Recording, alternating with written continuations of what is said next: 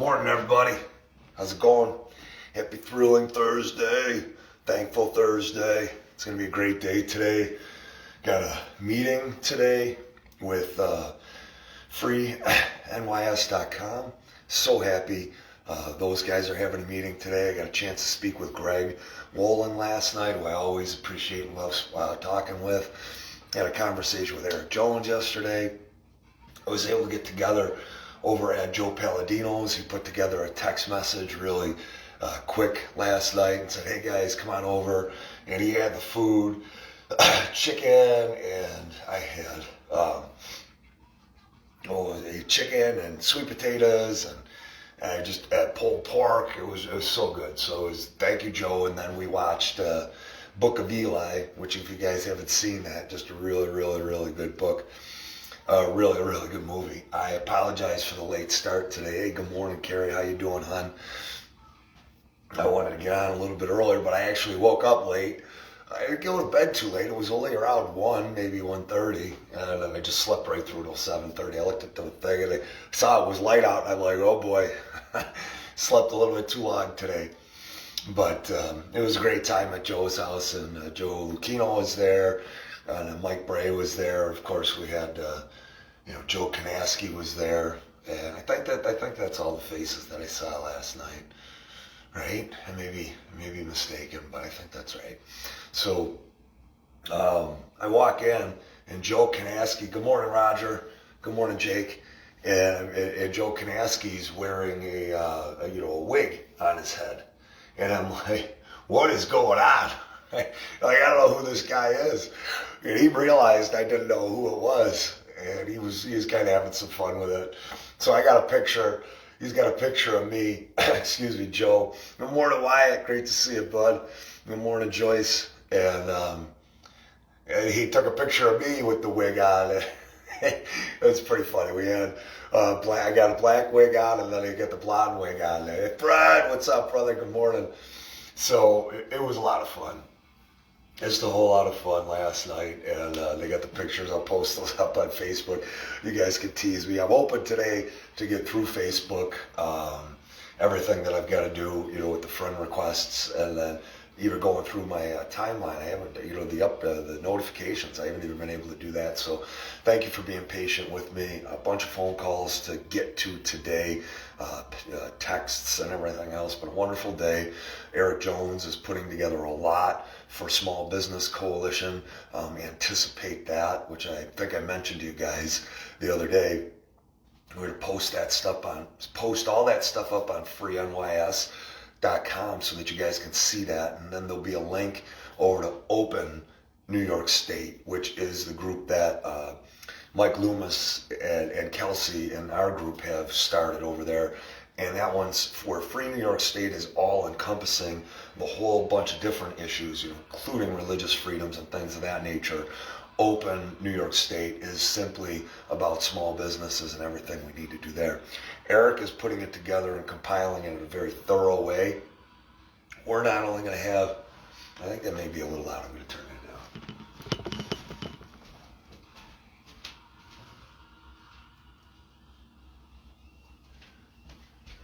So, I'm listening to some angry music tonight, this morning, So a lot of good stuff there. And then the masks, very next thing that we're going to get into with masks.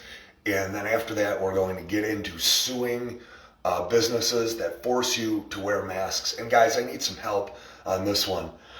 Message me and let me know if you're going to be willing to go out into these restaurants and have them force you to wear a mask or deny entry. We're going to put together a whole list of where we're going to start with that. And this was a big part of Breathe Free New York in the original, spirit of what we were going to have going on. We were going to show civil disobedience by walking into stores and, without masks on as a collective group, kind of see what was going to happen. Good morning, Kathy. Lisa, what's up, hon? And then that kind of what fell off the wayside. We want to be able to put that back into place, and then also suing these businesses that have been harassing and discriminating and acting in a prejudiced way against patrons or individuals such as any one of us. So if you have any interest in doing that, please let me know. We will be putting together the formula in which to do that. Also, schools, guys. Fauci came out and said, don't close the schools, keep them open. There's no reason to keep them closed.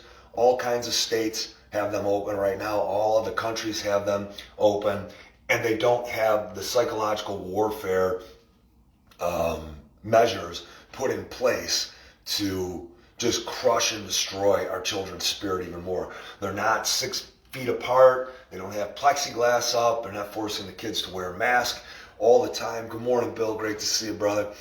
They're not forcing them to do that. So one of the very next things that we're going to do is we're going to show people how you can sue the teachers union. And here's the reason why we're suing the teachers unions. Suing the teachers unions because if we sue the school system, we're essentially suing ourselves. Now, if we're suing the teachers union, essentially we're suing ourselves as well, because that's our money that is going to pay those teachers, and then those teachers' salaries are being used to pay union dues. But at least, because what's happening with teachers unions are this, guys, and if you didn't know this, they're the primary overriding reason why your kids can't go to school.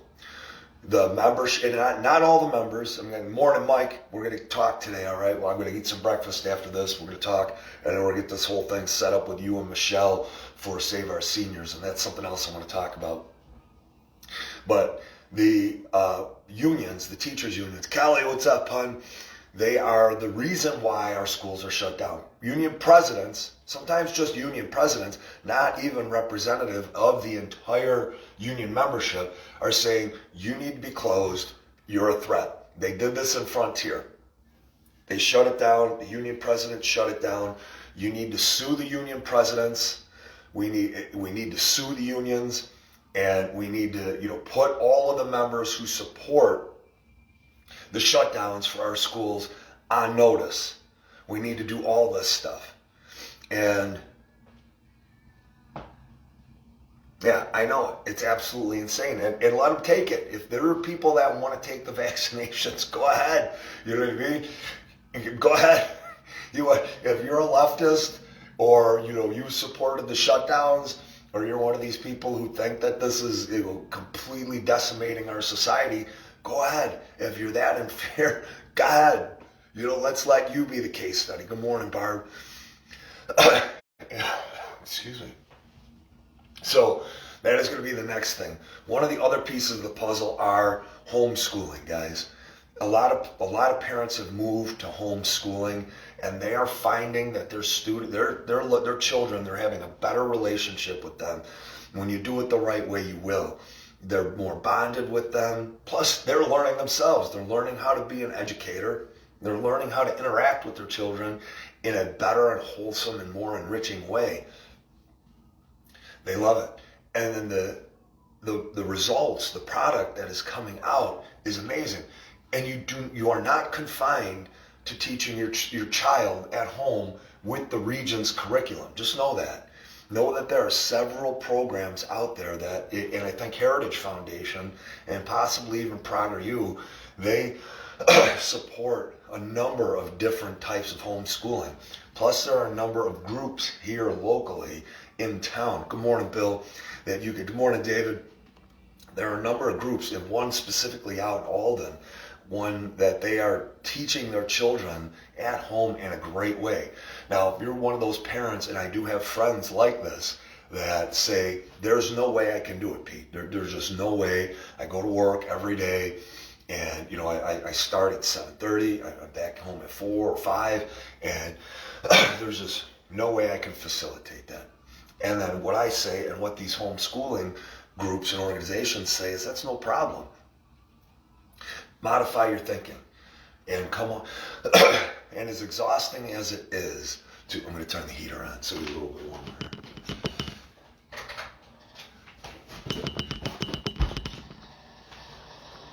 You guys know I'm a delicate flower. I got my tootsies warm. So they have a lot of great programs for parents. And the great part about it is, don't resign yourself to thinking, in that tunnel mode with the blinders on, that it has to be, you have 5 to 6 hours of education and tutorial. That's not the way it is. Most advanced societies that have the best educational systems and the best results, and their students are testing at a much higher level than the rest of the world. They educate 2 to 3 hours. That's it.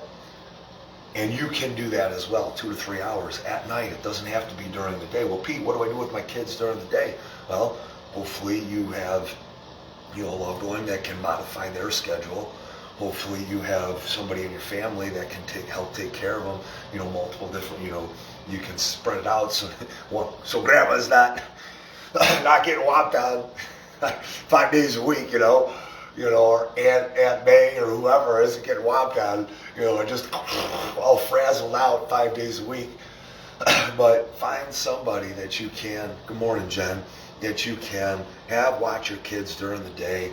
Even if you've got to pay, you want to try to avoid daycare at all costs. It's proven how counterproductive daycare is.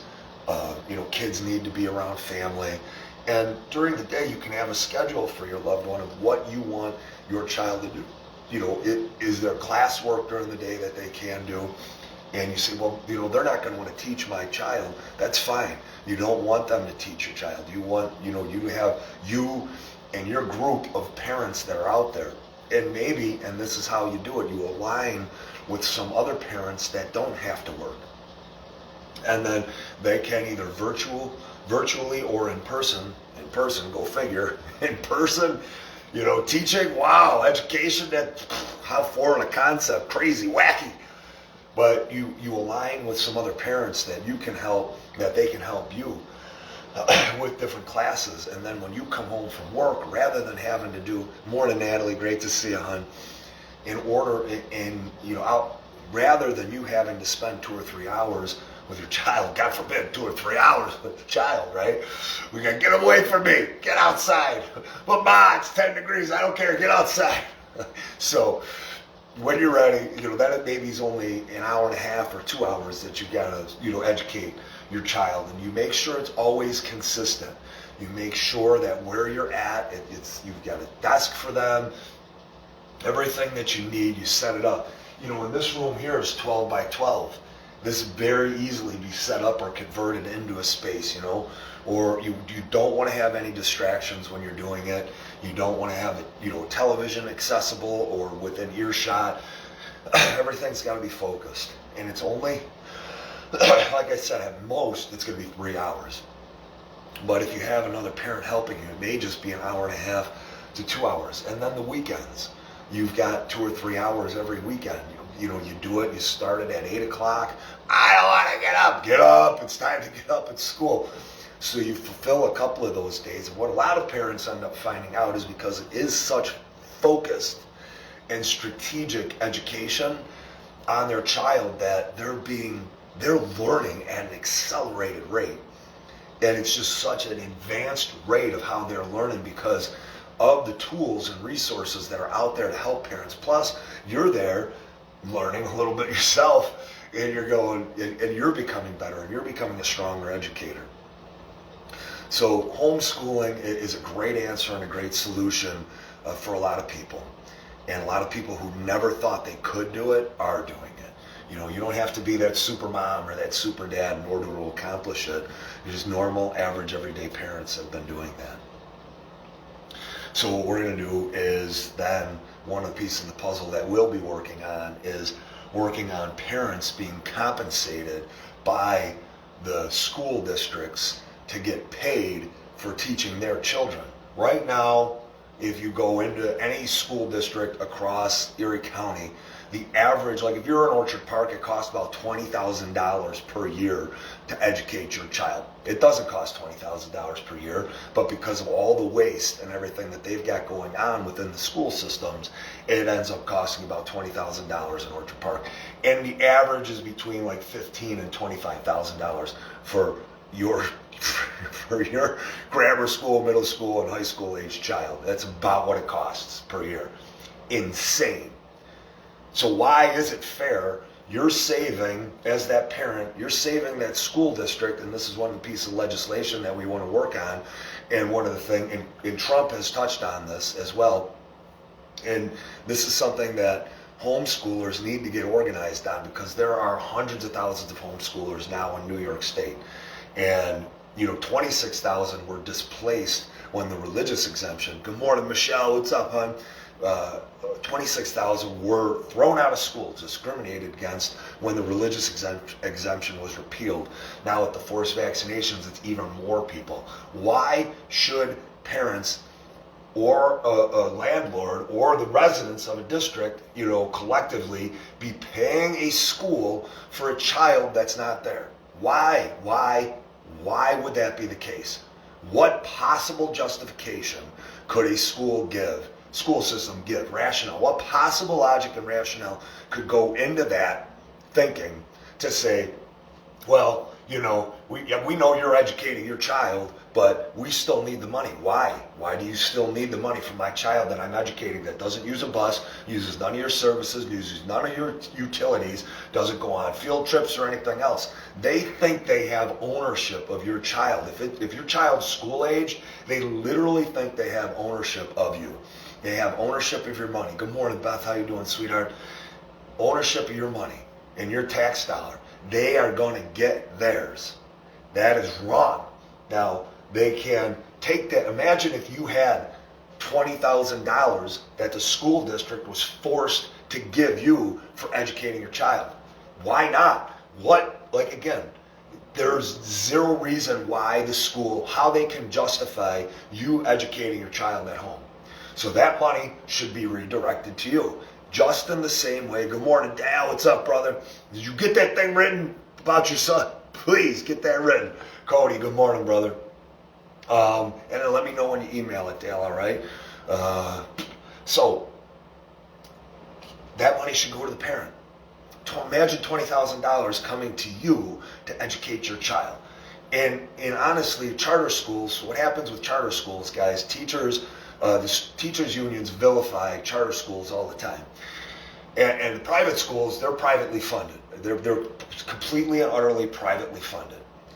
And, the school districts still, it's just insane how the school districts base their budgets on. But a charter school, what ends up happening, it is still state funded. So, but privately funded as well. So it's kind of a marriage, excuse me, guys. It's a marriage of the two. And 60%, the school district still has to provide extracurricular activities. Good morning, Dawn. They have to provide extracurricular activities and busing, so transportation and extracurricular activities. So what the state deems is, they say 60% of that $20,000 then goes to, so $12,000. Sounds good, Dale. Give me just a little bit after that, just so I can sit down and eat and just enjoy a little bit, all right? Give me a call maybe around like 10:30. This live is going to be a lot shorter than normal. So $12,000 goes to the charter school, and then the charter school is left to privately fund, through donations or other means, other vehicles, to make up that difference, or they just educate their child at a more efficient rate and go, well, yeah, we don't need $20,000 to educate this child, and it certainly doesn't cost $8,000 for extracurricular activities and busing. We can educate this child actually for like $8,000, so we have $4,000 extra left in the kitty, which is what happens. And I know this because it's part of the Charter School Coalition of New York, and back when my daughter was going to Global Concepts Charter School in Lackawanna, Kathy Dimitrievsky, wonderful, beautiful woman that started that school. Vision for it was beautiful. And then what happened was State Education Department and Board of Regents came in, and she was pushed out. So how they did that was the charter schools at the time, all of the founders of each one of the charter schools, this is why you have corporations that own all of these charter schools, founders of these charter schools were being pushed out. And the reason how they were being pushed out was they were putting together their the code book or the rule, whatever the deal is, and the state was handing that over to them and saying, hey, well, actually they had the Charter School Coalition of New York being really sneaky. And they had an infiltrator in there from the state education department, and he was saying, okay, hey, yeah, we know it's really, really, really tough to put together this book, so here you go. And in that book, what they did was they said you have to select board members, and that those board members operated in perpetuity. And what happened was most founders didn't realize that. So then, if you guys remember the Lackawanna story, you probably don't, but what happened was those founders were serving for life, and they were infiltrated, and they ended up pushing Kathy Dmitrievsky, the founder of it, the visionary of the entire school, out. I think it was in the second year, all the politics and everything else. And then the state essentially took control of Global Global Concepts Charter School. That's how they operate. It's just sad to see, the attack, the all-out attack. And, Kathy was left on an island. We had some of the teachers and parents that helped her, that loved her, but, she was left out on an island. A little bit of history there about those things in the schools. But yeah, you as a parent should be getting that money. There's no reason why you shouldn't be.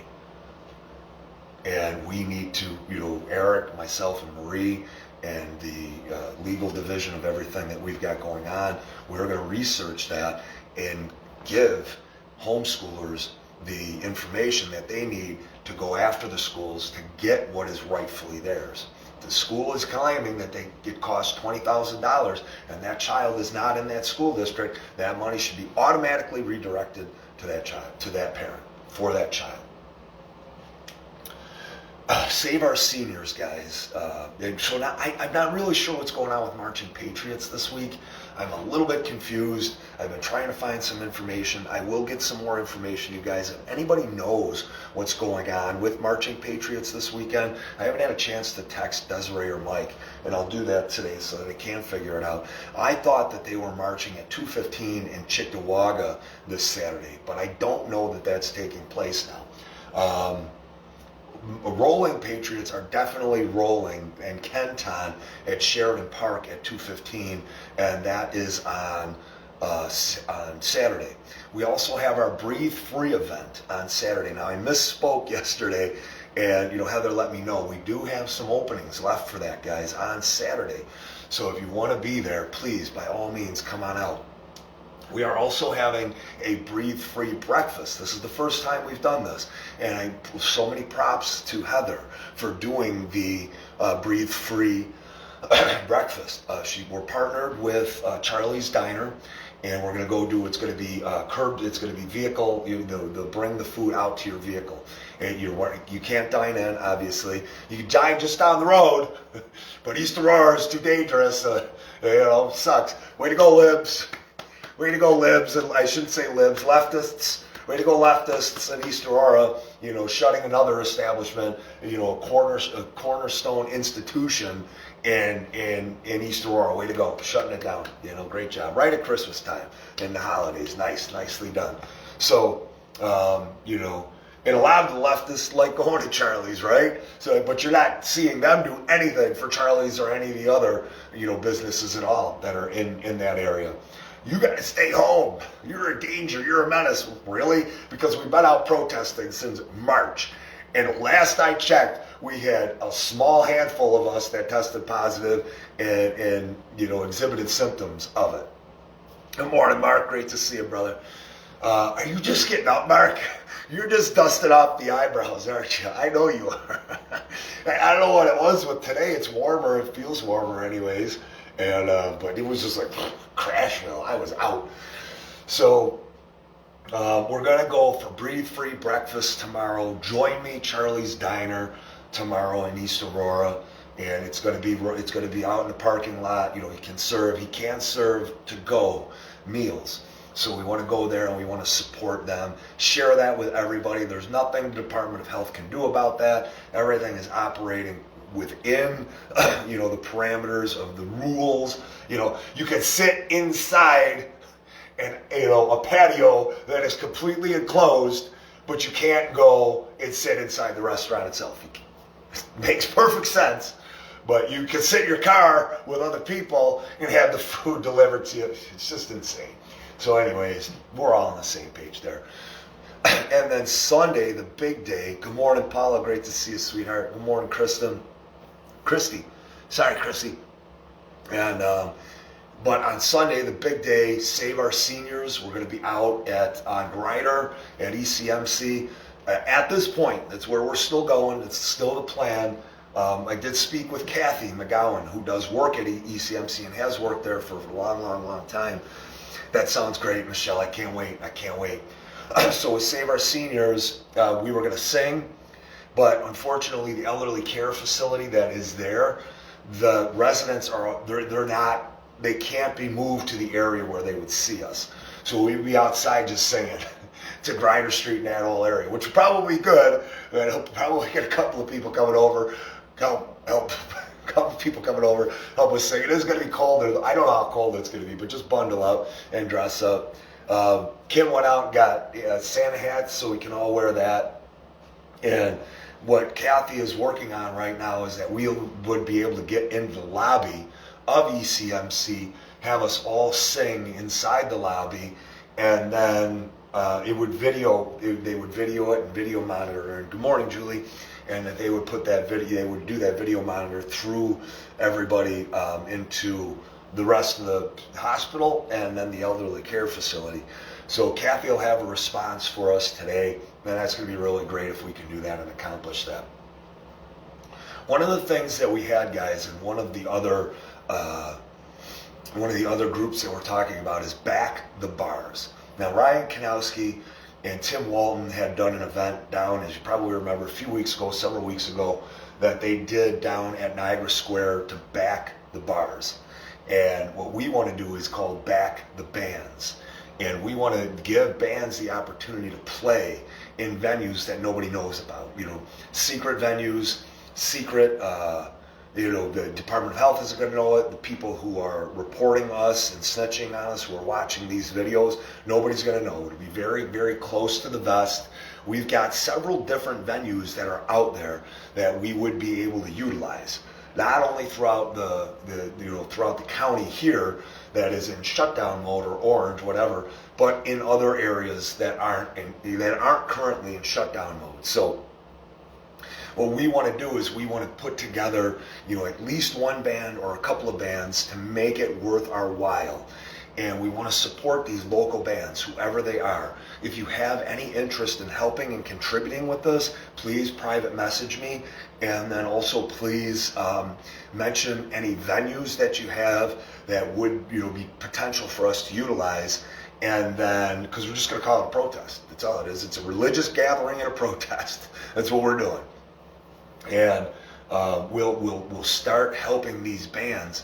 We can't help all the bands, but maybe there'll be a couple of different venues that will want to partner up with this, and that we can utilize in secret and have these bands playing, and then we contribute.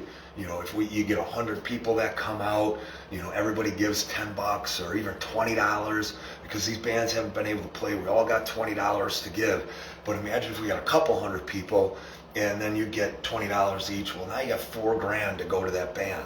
That helps them support them and encourages them. And you go, Pete. Well, bands. Why do they need money? There's a lot of other people that need that money aside from bands. How happy do bands make you when you go out? And we've been deprived of that for 9 months. 9 months deprived of going out and seeing a band. Our right. It's our right to exercise, do whatever we want to do out there. And we should be able to go and watch bands. And these bands, does that mean that, there are going to be a lot of bands, just so you know, that is their livelihood. Like, that's what they count on and rely on, are playing those venues at $500 a night or $1,000 a night, whatever it is. That's their passion. And now that's been shut down. And, some bands, they play 2 venues a night, 3 venues a night, just to sustain themselves. And they haven't been able to do that. And is it a major thing that, is like Save Our Seniors or our schools or home education, or mental illness or suicide rates, our vets that are at home. No, it's not. It's not that big a deal. But what ends up happening is that it creates and builds happiness. It gives us all something to look forward to. It gives those bands, something to look forward to and to be encouraged about. That we can get out there and come together with the team building. The team building is the most important thing, that we're all together. When we get together with our team building exercises at the various locations, music is on, people are dancing, having fun, the fire's going, and it's just so much fun. People are moving and engaging, and again, it's just it makes you so happy, and it's so uplifting. So if you guys have any interest in helping there, if you know bands, if you know venues, please let me know, message me, and I'm going to start assembling that. I'm going to put somebody in charge of that. Good morning, Corey. Put somebody in charge of that, and then you guys can run with that. Utilizing, hopefully we'll have a dozen different venues throughout the area. And, when I'm referencing venues, I'm not talking about a business or an establishment or a bar. I'm talking about a private residence. I'm talking about a barn. I'm talking about a warehouse. I'm talking about a church, wide open setting where, these bands we can play and we collect. The Department of Health isn't going to know where we're at, and we can do this stuff. And we'll call it a religious protest for the bands. So we're all protected. And so there's that. Now within Save Our Seniors, what we want to do is there's multiple divisions, and right now it's launching. And the first part, Serenading Seniors, is great. We're working to network with churches so that we get out to as many elderly care venues as we can. Rather than us just doing 52, one a week, we can get out there partner with these churches and then get out there as much as we can, and to serve as many people as we can. And Mike and the whole crew are doing a wonderful, wonderful job there. What we want to do, though, beyond that are a few things. We want to partner with contractors, and Mike Zick, Mike Zach, and a number of others of you reached out last night, Jamie being one of them, and I've got the list written down. What we're going to do, and it looks like Michelle may be the one that is going to organize this for us on that end and work with Kristen, so Kristen doesn't have to do it alone. And we're going to partner the two of them, and what we're going to do is we're going to start working with senior centers, and we're partner with them, and we'll work with churches as well to see which members of their congregation are in need. And then we're going to partner with local I think Samaritans, I can't remember what it is. There's a couple of different organizations locally here. Good morning, Kathy. There's a couple of local organizations here that we'll partner with, and then we'll partner with social services as well, because social services are required and mandated to provide some of these things and some of this funding. And what we'll do is, with that team, we're going to work with government agencies to be able to obtain funding, any funding that's out there, and then we're going to so that owner can get that money. Because what our groups do, we don't seek funding. None of us are looking to get paid. We don't get paid. We don't have one 501c3 set up. Nobody collects any donations for anything. All of the money goes directly from one person to another person, which is the way it should be. None of us are looking to make any money or get rich on this. So if somebody comes out, Pete's got all these organizations and he's making all this money, okay. Or Mike Bray is making okay, or Heather Lorenzo's making okay. Why don't you come follow us for a week and see what we do and find out exactly what exchange of money, monetary money, is coming up. We have no GoFundMe pages. We have no other sources that are set up that way, because I know this is going to be the next thing that's coming up. None of the money transfers from anybody to us at all. The most that happens is that we will go around and collect the money for the owner of a location, an establishment that we're at, and then we give the money directly to them. Or we may use $20 to get a shirt made for them, and that's it. None of us keep any of the money, not a soul. And the same thing is going to be with Save Our Seniors. You know, we've got so many people that are ready to volunteer administratively to help with this. They see what needs to happen and what we've been so desperately craving in the elderly in our community. You know, Carl Palladino has so graciously offered funding for different things that we are working on. And, you know, thank God, you know, I thank God for Carl and his involvement in everything that he does. Maria, what's up, hon? And Maria, and she brought me over dinner last night. She's going to be helping, again, getting involved, maybe. So thank you to her for bringing me pizza and a chai tea. That was really, really good last night, so thank you. And then we ended up, nobody is making any money on any of this stuff at all. It's just, we are doing this out of the goodness of our hearts. And we don't want to set it up in a way where, you know, there are administrators and that there's a 501c3 and everything else. We just don't want to do that. If we have to, we will. You know, if people want to start donating items and donating, you know, money, then we're going to have to. And then we'll end up needing to have something set up as a 501c3 or whatever distinction designation that we can funnel that money, and then, you know, it'll be recorded so it's all legit. But right now there's no money. It's just people's time, us coming together, and, you know, us just volunteering in every way that we can. So with Save Our Seniors, one of the divisions are going to be to work with local government agencies so that that individual can get the funding for whatever they need.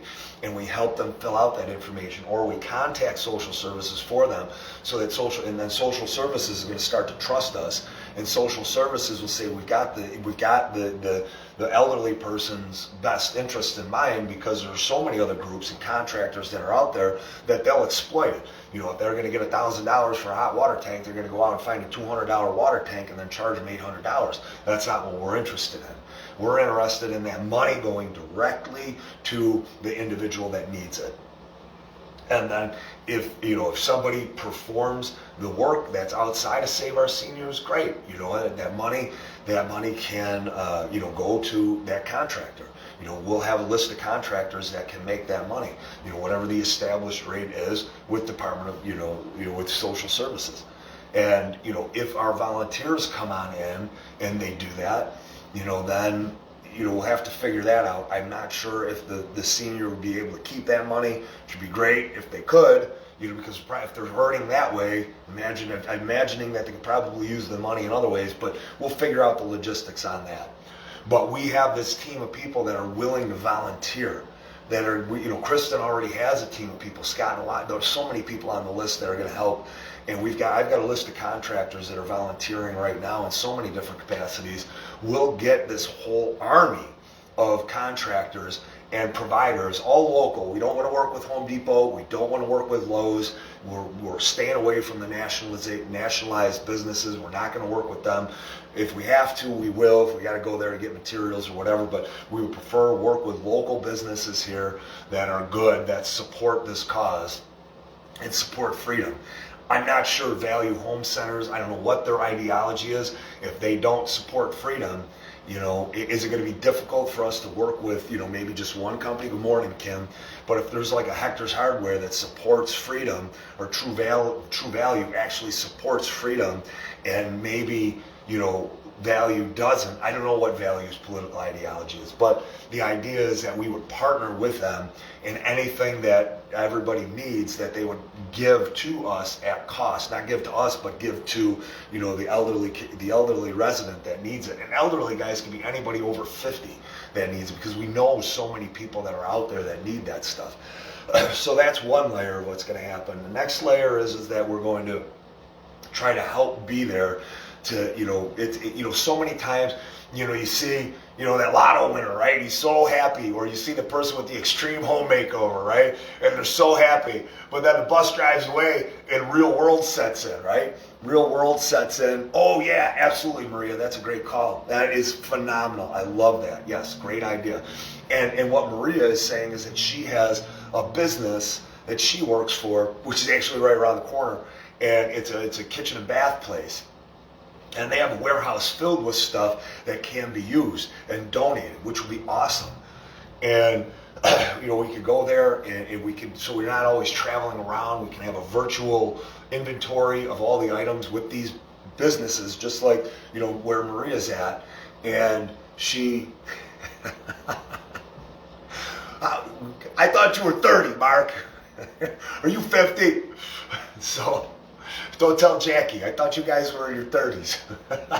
So, but, we can inventory virtually, and Kristen would be brilliant at this, and I know that we've got other individuals too, where we can keep a virtual inventory of all the items and where we're at, and when we have somebody to work with on something that needs it, we can access that, and we can take that stuff. And then that can be a donation from that facility, or at cost, whatever it ends up being, we'll work it out, that can go directly to that resident, that elderly care individual.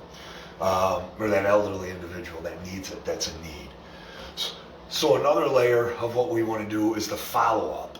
It's just like when that bus pulls away, what do? Reality sets in. You're a lotto winner. You still got a lot of money and you got a big house, but reality sets in. What do you do? How do you pay for it? And we want to make sure that we are educating and we're having a team of people that can follow up with them. Right? We're all in it together, but you know what? We're freedom fighting, and we're making a difference. So, and we're coming together in a beautiful way.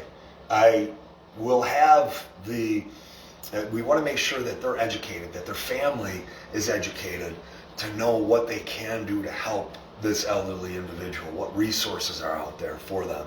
And we'll be able to partner with a lot of senior centers and a lot of other senior advocacy groups here in the area, so we're not reinventing the wheel. We just want to be a centralized hub to give that individual everything that they need, from Meals on Wheels to, whatever VA benefits they may be entitled to, whatever social services benefits that they may be entitled to, so that we're giving that to them. And not only are we giving it to them, because most of the people that get that stuff, they're never going to act on it.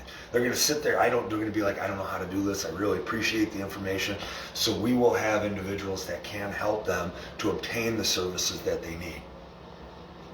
And then one of the big pieces of the puzzle that are with this is that, why really, this was an idea you guys have heard me talk about a long time ago, a centralized charitable site that what it does is it partners up, because one of the biggest things we have are time, equity and time, and these skill sets that people have, and the capacity and capability to do so many different things. We have people that are in their 50s that are retired, that they don't do anything. Brilliant men and women that they're like, what do I do now? My kids are out of the house and they just sit around. What do I do?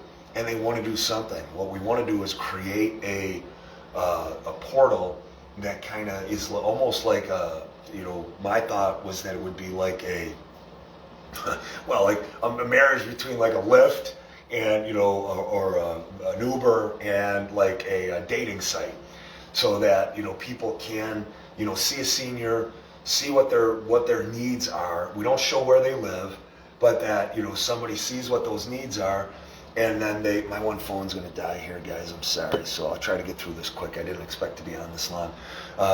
But that senior can be matched up with a volunteer or volunteers. And then there's a rating and ranking system, so that we know that the elderly person isn't taking advantage of and exploiting the system, and that the volunteers aren't. We're vetting all of the volunteers. We're doing background searches on them. We've got our intel team that can do that. And then what we'll do is we'll partner as many potential volunteers with as many elderly that are out there that don't have anybody. And we'll just keep partnering and partnering and partnering. And we'll keep a roster of what's happening with, so nobody falls through the cracks. That if we want to follow up with the volunteers, how are they doing? Do they need anything else? What's going on, inside their home? What's going on with their health? And that is another layer of where we want to be to kind of help the elderly. We want to also have rating systems for every elderly care facility, as many of the elderly care employees that we can. These rating systems we want to try to bring in, and you go, Pete, how are we going to execute this? Well, we do it one piece of the puzzle at a time. You know, we never thought we were going to have Marching Patriots, Rolling Patriots, Breathe Free New York, Save Our Seniors. You know, Constitutional Coalition has been there, but, you know, all the different groups, you know, Breathe Free, you know, or, Buffalonians Against Excessive Quarantine, and all of these other groups that are out there that are helping and contributing. We never thought that those pieces of the puzzle and the layers were going to be there. We never thought Open New York or Free New York State was going to take off the ground, and that did. Open New York State with Mike Loomis, and we never thought that was going to take off, but we believe in it. We have so many people out there that are ready to come together, and what we are right now, this family, is just a fraction of the entire, the overall group of people that want to be involved. And if we just keep making sure that we are being supportive of one another, that we're not being negative. It's so easy to be negative, guys. And I wanted to address this quickly, you know. And you know, maybe some of you guys saw negativity from me, you know, against Paul Cambria the other day. And my way I was expressing myself on that was feedback I was getting from a number of different individuals, married with the facts that were happening, married with history, the last 8 months. You know, why were we all not important enough to be represented before there was a big kitty of money, you know? And those were justified, those were justifiable concerns. They were legitimate concerns. Now Robbie, you know, he is handling his case on his own, and, you know, he wants that to be handled, and I was very clear that I supported Robbie 1,000%. I support Robbie in his decision, how he's extremely intelligent and capable, and, you know, in his instincts, trust his instincts on this, that he's going to make a decision that he feels is not only best for him, but also, and I never made the suggestion that Rob, so in case anybody mistook that, I never made the suggestion or alluded to, not once, that Robbie was doing it for himself to just serve himself. It's not what I did. What I was saying was that, you know, what were Paul Cambria's motivators associated with the whole thing? That was all. And I was very clear on that with Robbie. I support Robbie in his decision and what he feels he needs to do for himself and his business 100%. You know, Robbie felt like he needed to come out and say, you know, he said, you know, Monday, you know, we're going to all open and I'm going to open. And then he put the brakes on because he felt that irresponsible for him to tell everybody else to open up when he wasn't going to. So that's how everything happened. For me, I don't have to adhere just because I don't adhere to what Robbie wants to do, you know, what Kelly wants to do and what Paul wants to do. That's okay. We don't have to, you know, I don't have to adhere. It doesn't mean we disagree or that even Robbie disagrees with what's going on. The only reason that he, and I don't know this for sure, but I'm assuming the reason that, because we didn't have this conversation, but I'm assuming he put the brakes on and told everybody else to stop because he knew he was the motivator for everybody to open. He knew that that was the case. And that if he wasn't going to open up, what kind of reflection was that going to be? And again, I don't know. I'm not speaking for Robbie. We didn't have that conversation. Just stating that that's probably why he did what he did. But that doesn't go against what we want to do with Small Business Coalition and, you know, opening up with Eric Jones and Marie and everybody else. I'm going to shut this one down, guys. I'm sorry. You want to go see me on my other page. This phone's going to die.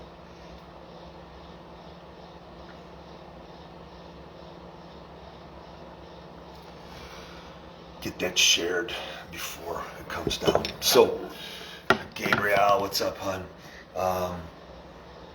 I agree. And Mark, I agree with you 1,000%. So businesses should have opened their doors. They absolutely should have opened their doors. And we support them opening their doors. Eric is putting together everything that we can hand out and distribute. We're going to work with Chambers of Commerce. So you're going to need a lot of help, guys, with Small Business Coalition. We're going to need a lot of help in getting all of this information distributed through Chambers of Commerce's with all the contacts and the emails. There's tens of thousands of small businesses here in Erie County alone.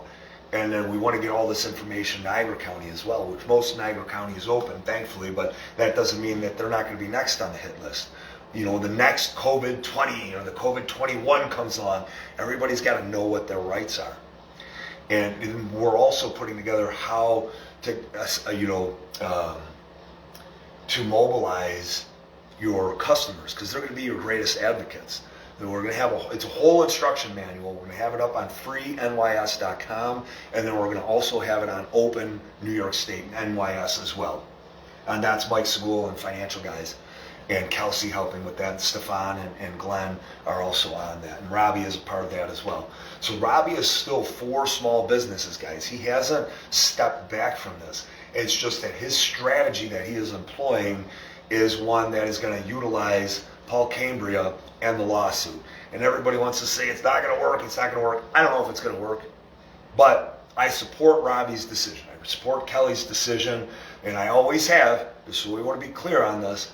I support their decision to do this. I always said that, always maintained that. I've never been wavering in that.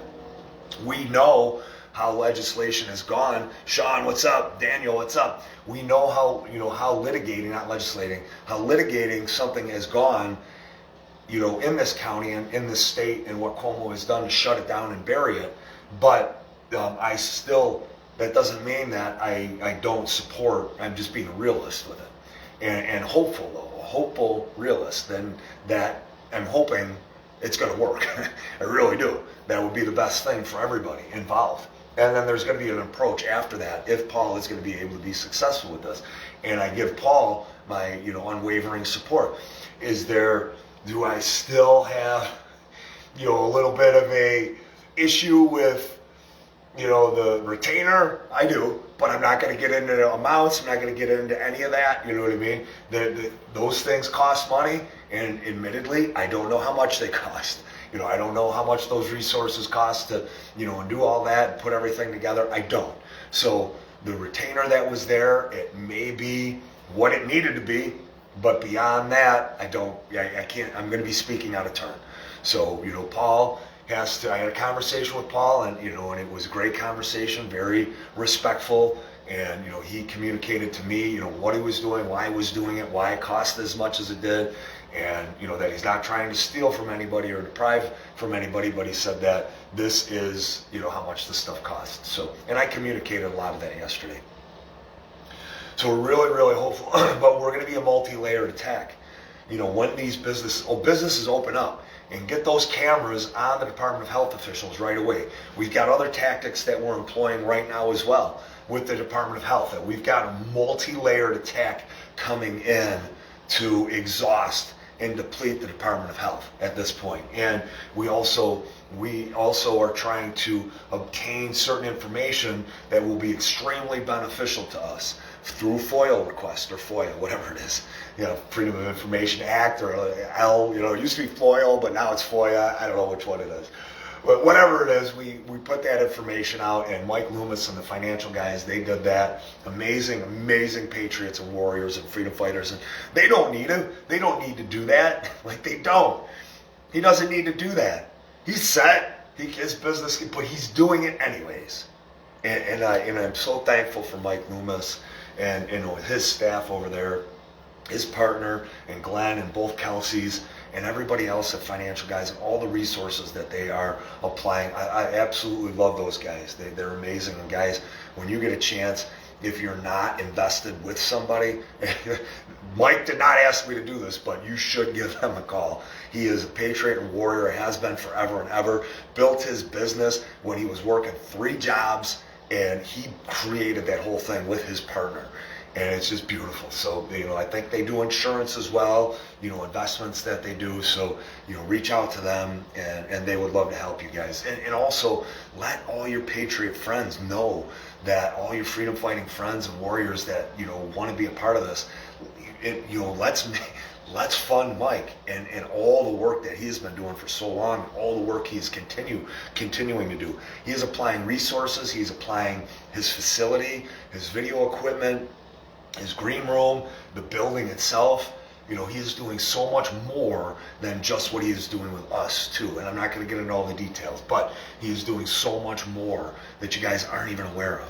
So I thank God every day for Mike and all the work that he's doing. I thank God for Robbie and Kelly and that whole group, Sean and the entire Athletes Unleashed, And You know, you know, they have their GoFundMe, but so you know, and just so you guys know, eventually, you know, I don't want to trash the GoFundMe and, you know, how the money was appropriated. Again, it was appropriated in a way that people felt it was the best way, and it was going to garner the best and quickest result. So, you know, I understand. A lot of people have asked me, Pete, why would I donate? I get that. I totally get that. So, you know, I'm going to abstain from promoting it. I'm just going to, because I want to be neutral on this. Whatever you feel is best. If you want to donate to it, donate to it. If you feel like you kind of want to ride it out and wait and kind of see what's going to happen with it, by all means do that. If you are going to, you say, no, I want to absolutely fund this and for these reasons, then do that. You know, the Athletes Unleashed money, Robbie is free to do, just so you guys are aware, Robbie is free to do whatever he wants with that money. Like, there's no legal obligation for him to say, I'm going to spend it and appropriate it this way. But that applies to everybody who gets a GoFundMe. Nothing says you have to use it for this once that GoFundMe is in there. You know, Robbie has assured me and others that it is going to go for good. And he feels like right now the appropriation of you know, funds that were in there, it is the best investment that he can make. You know, he evaluated it and he feels like it was the absolute best investment that he can make, and I support that 100%. So I wanted to be very, very, very clear with all of you guys on that stuff, you know, and what Robbie and I's relationship is, and you know what we do. We still talk, you know, Kelly and I every day, and you know, there's just kind of it's a limbo zone. That's all it is. It's a limbo zone right now. Kind of wait and see. We got, like, you know, what did operational pause, I think is how he coined or termed the phrase, which it is. And does it suck for businesses that had to shut down for 10 days? It did. It does. But those businesses, you can open up. And, you know, if you need to reach out to us, you know, encourage everybody to open up, guys. That's everything that I have today. I'm going to go eat some breakfast now, but there was a lot of stuff that we communicated to you. I can't believe, what is it, December 3rd already? My God, it's going so fast. So one of the group texts that we have are Joe, myself, Joe Lucchino, Mike Bray, Joe Kanaski. And we said today, as you guys know, trying to make the most out of Christmas, out of December, because before you know it, it's going to be January. And just embrace it. Like, really, really embrace it this year. Pick up that phone, call somebody today, you know, go buy yourself something, buy yourself a nice present, you know, that you have, you know, buy someone you love or you care about, or a friend a nice present. And, you know, I tell everybody this. It gets exhausting. I'm not one of those good present buyers. I'm really not. I'm not. Shocking, right? Yeah, you're all super surprised with that. But what we all can do is we can go to, you know, a dollar store, or we can go to something like Marshall's, and you can get like a bunch of little tins or whatever, and you know, you can get some candies, or you know, some whatever, nuts, whatever you want to do, or even make some cookies, bake some cookies, and you know, you put a little bit of something together, and you give yourself a note and on it, and the people that you're closest to. It gives you a reason, you know, to show them what they mean to you, but then, and it doesn't cost you much at all. And you probably get to drink a little bit, whatever, wine, you know, a little beer while you're doing everything, you know, listen to the music. But it doesn't cost anything to do that. You know, you may end up spending like $50 or $100, and the people that are closest to you, you know, you put it on a card and you go over and you visit with them, or you just drop it off. And it doesn't have to be a long visit, even if it's just 15 minutes or whatever. Maybe that 15 minutes turns into an hour or a couple hours, and then you're able to, you know, get together with them again and you schedule something for another time.